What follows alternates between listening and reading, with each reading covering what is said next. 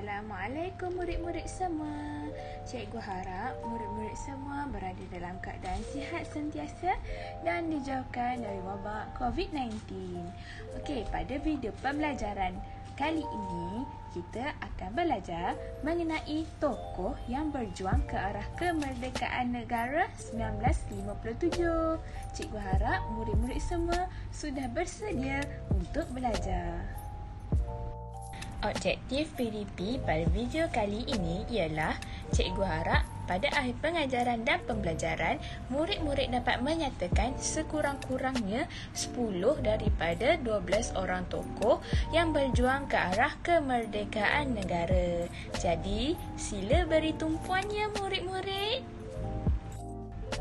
Inilah barisan kita yang ikhlas berjuang, siap sedia berkorban untuk Ibu Pertiwi.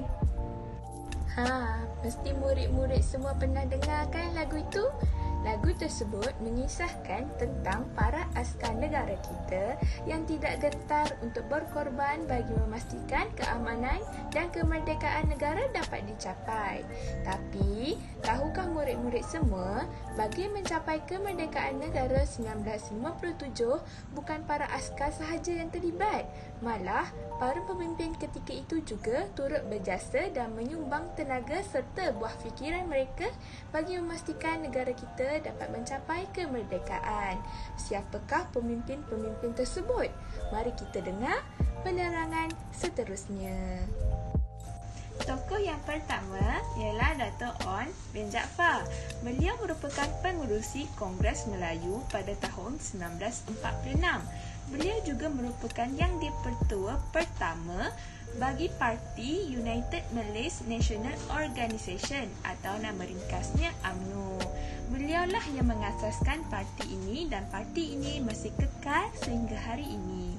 Beliau pernah dilantik sebagai Menteri Besar Johor.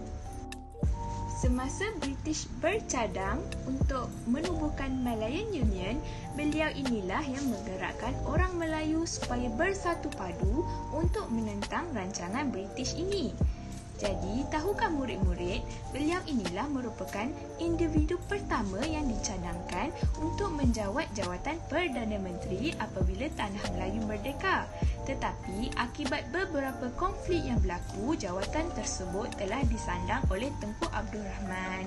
Konflik yang berlaku juga telah menyebabkan beliau mengasaskan sebuah lagi parti politik iaitu Independence of Malaya Party iaitu IMP.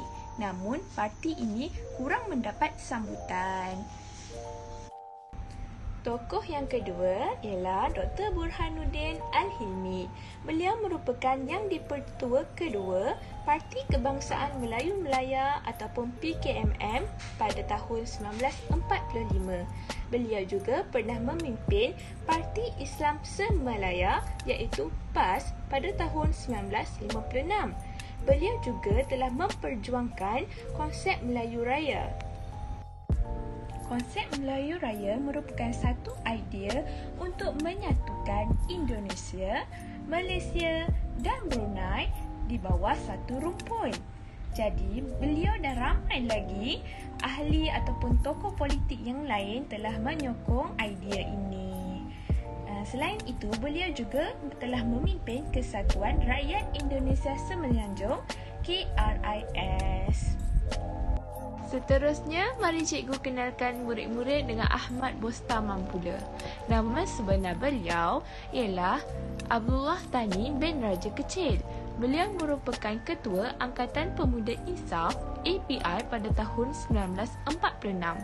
Pada tahun 1955 pula, beliau telah menubuhkan Parti Rakyat Malaya iaitu PRM. Beliau juga merupakan pengasas kepada Akhbar Suara Rakyat dan Voice of the People. Tahukah murid-murid semua, isteri beliau iaitu Syamsiah Fakih juga merupakan pejuang dalam menuntut kemerdekaan negara. Syamsiah Fakih merupakan pengasas kepada Angkatan Wanita Sedar iaitu AWAS. AWAS ni merupakan satu kumpulan ataupun organisasi yang berjuang untuk menuntut kemerdekaan negara.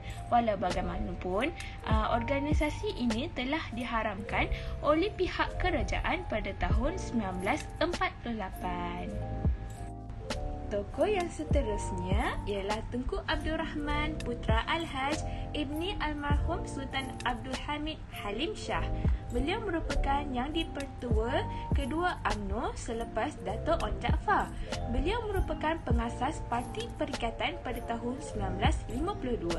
Beliau juga telah mengetuai rombongan kemerdekaan Persekutuan Tanah Melayu ke London pada tahun 1956.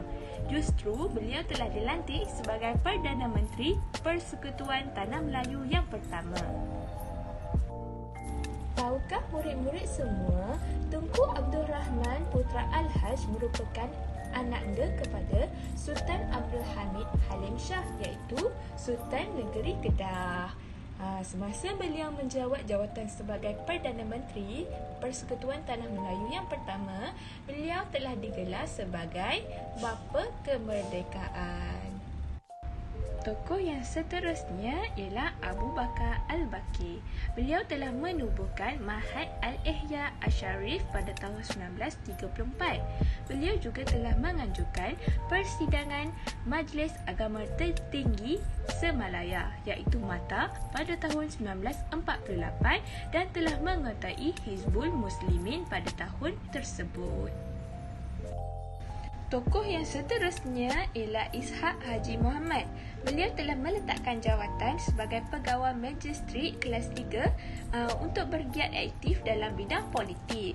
Beliau merupakan pengasas Akhbar Putusan Melayu dan telah memimpin Parti Buruh Malaya pada tahun 1957.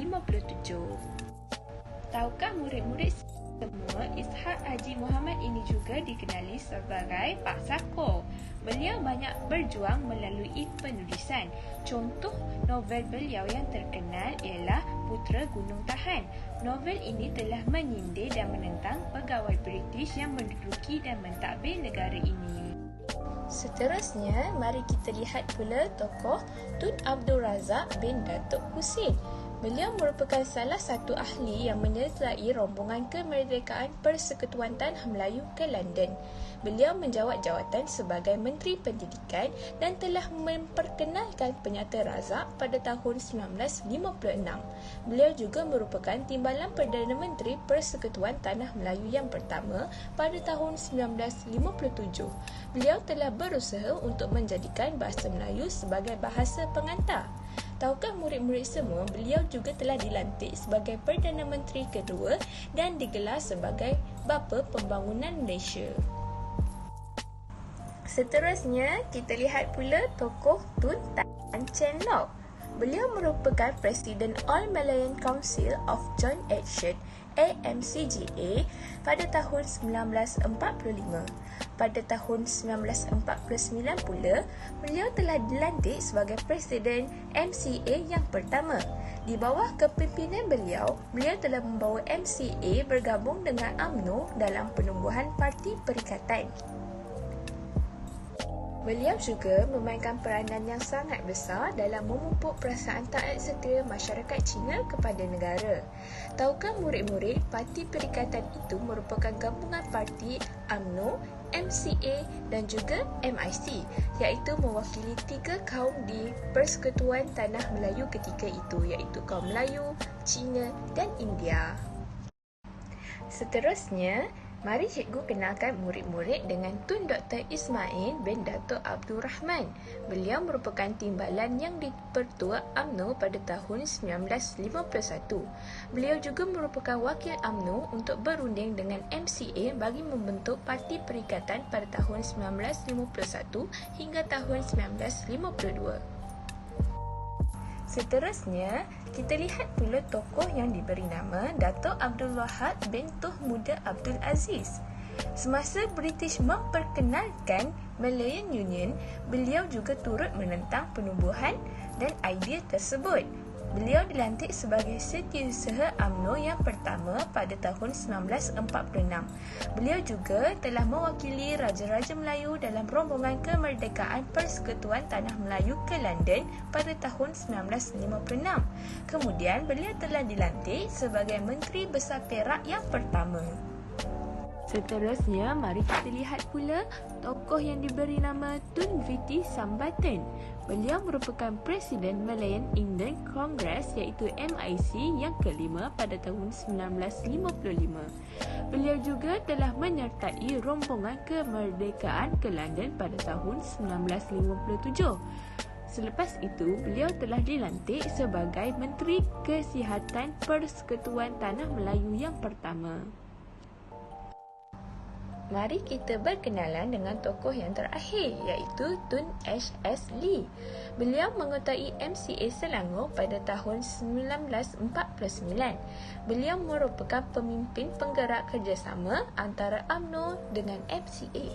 Beliau juga merupakan penggerak ke arah kerjasama antara kaum. Beliau juga merupakan salah satu ahli rombongan kemerdekaan Persekutuan Tanah Melayu ke London pada tahun 1956 dan beliau juga telah dilantik sebagai Menteri Keuangan Persekutuan Tanah Melayu yang pertama. Jadi murid-murid, cikgu sudah perkenalkan 12 orang tokoh yang berjuang ke arah kemerdekaan negara 1957. Sekarang, mari kita fikirkan apakah yang akan berlaku jika tiada sikap permuafakatan dalam perjuangan menuntut kemerdekaan. Apa agaknya ya yang akan berlaku? Jika tiada sikap permuafakatan dalam perjuangan menuntut kemerdekaan, mungkin berlakunya perang besar dalam menuntut kemerdekaan negara. Seperti mana yang kita tahu, kemerdekaan yang diberikan kepada Tanah Melayu adalah melalui rundingan. Jadi, jika tiadanya sikap permuafakatan ini dalam rundingan yang berlaku, mungkin akan berlaku persengketaan yang akan membawa kepada perang dan pertumpahan darah. Yang kedua, mungkin berlakunya rusuhan kaum. Jika tiada sikap permuafakatan antara kaum iaitu kaum Melayu, Cina dan India, mungkin berlakunya pergaduhan yang akan melambatkan kemerdekaan negara.